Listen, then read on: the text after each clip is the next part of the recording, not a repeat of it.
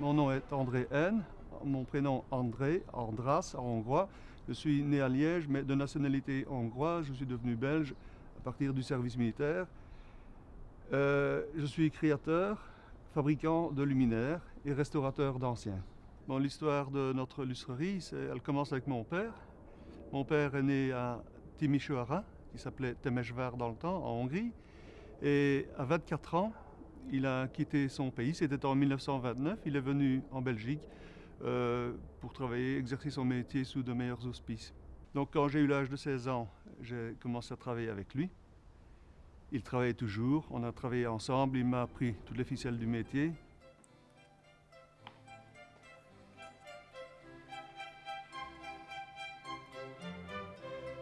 Au départ de toute création, il y a d'abord l'idée.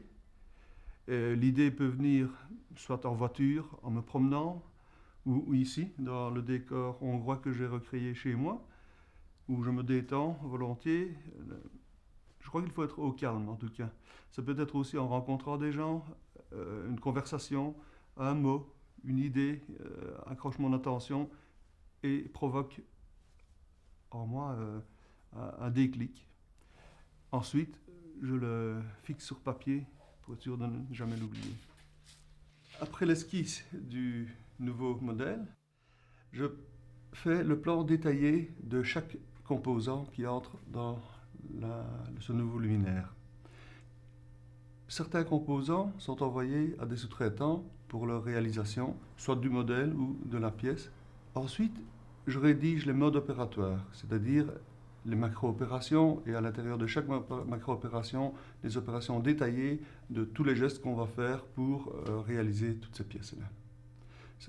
Ça permet de refabriquer plus facilement une pièce par la suite, parce qu'on oublie après quelques mois ou quelques années. Ça permet aussi de suivre la qualité et d'évoluer sans se dire, tiens, j'ai mis une vis à tel endroit, mais j'ai dû la défaire pour remettre une autre pièce, par exemple. Bien, ça n'arrive qu'une fois, ça n'arrive jamais deux fois.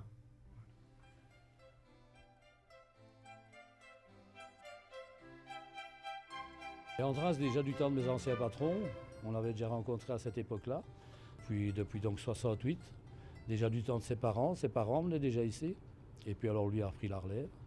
Et alors on reproduit donc les pièces que lui crée dans son atelier. Donc ici on vient de réaliser pour lui une lampe sur le pays de Liège. Je le connais certainement depuis plus de 20 ans.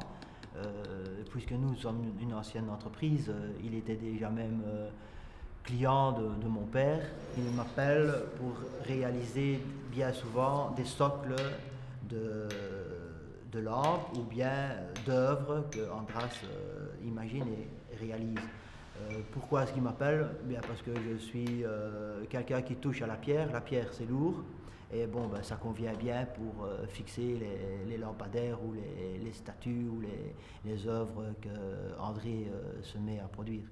Quand les pièces reviennent de chez les sous-traitants, notamment la marbrerie ou la fonderie, on peut dire que le travail de fabrication commence réellement ici. Dans la fabrication, il y a 4 grandes opérations. Le montage, le traitement de surface, et puis l'assemblage et le contrôle.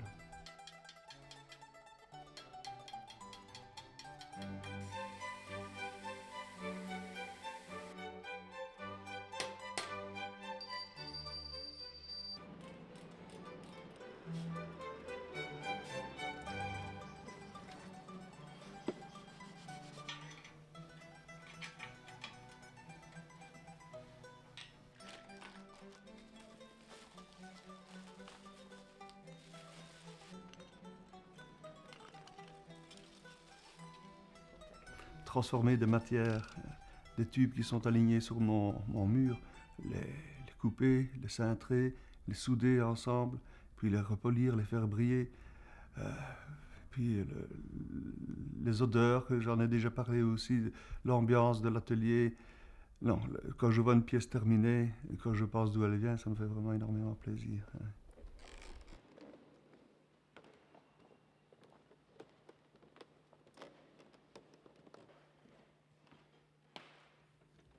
Ici, vous voyez des lustres que j'ai créés pour le Palais des Princes-Évêques de Liège.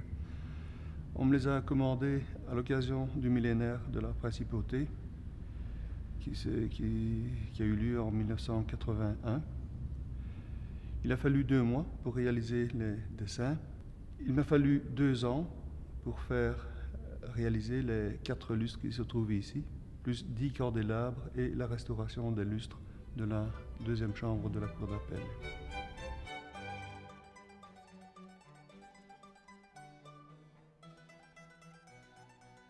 Mon mari a un métier super passionnant, étant donné que l'on fait quelque chose du début à la fin, et quand l'œuvre est terminée, on a vraiment une satisfaction très importante. Alors, mon mari adore créer, c'est quand il crée qu'il est le plus heureux. Pour la lampe Kangai, elle a été créée en 3 minutes environ. Fort du succès de la lampe Kangai, je m'étais dit, je vais faire une lampe sur le pays de Liège, puisque ce sont mes racines liégeoises qui me le demandaient. Et là, il a fallu beaucoup plus de temps, beaucoup plus de réflexion. En fait, le résultat final, actuel, n'a rien à voir avec le premier jet. On peut la découvrir par une ouverture dans la face avant, qui, elle, est ornée du perron liégeois, garnie de pictogrammes. L'ensemble fait penser à la tour cybernétique. Dans les pictogrammes, on retrouve les atouts actuels du pays de Liège. Il y a aussi un soleil, la fleur du soleil, le tournesol, dont les graines sont remplacées par des lettres, sans espace. Et toutes ces lettres racontent quelque chose. Si on prend la peine d'essayer de découvrir sa symbolique, vous découvrirez tous les noms de Liège, les anciens noms, tous les étymons de Liège, toutes les traductions, chaque fois que Liège a été traduite, des mots qui viennent de Liège, des éloges, soit de Liégeois eux-mêmes ou d'étrangers qui sont passés par Liège. Je me suis fait à l'idée que je ne prendrai jamais ma retraite. Je ne sais pas ce que je ferais si je ne pouvais plus faire mon métier. Alors je travaillerai certainement plus lentement, enfin pas plus lentement, mais je ferai plus vraiment ce que j'aime moi, à mon rythme. Et j'espère que ça durera le plus longtemps possible. Je suis né ici, là-dedans, dans les luminaires, et j'espère y mourir.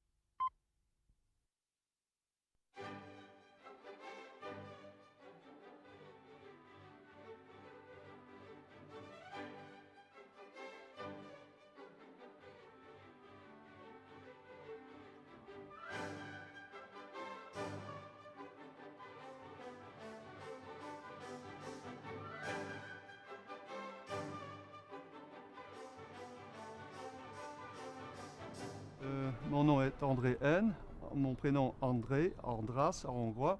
Je suis né à Liège, mais de nationalité hongroise. Je suis devenu belge à partir du service militaire. Je suis créateur, fabricant de luminaires et restaurateur d'anciens. Bon, l'histoire de notre lustrerie, elle commence avec mon père. Mon père est né à Timișoara, qui s'appelait Temesvár dans le temps, en Hongrie. Et à 24 ans, il a quitté son pays, c'était en 1929. Il est venu en Belgique pour travailler, exercer son métier sous de meilleurs auspices. Donc quand j'ai eu l'âge de 16 ans, j'ai commencé à travailler avec lui. Il travaillait toujours, on a travaillé ensemble, il m'a appris toutes les ficelles du métier.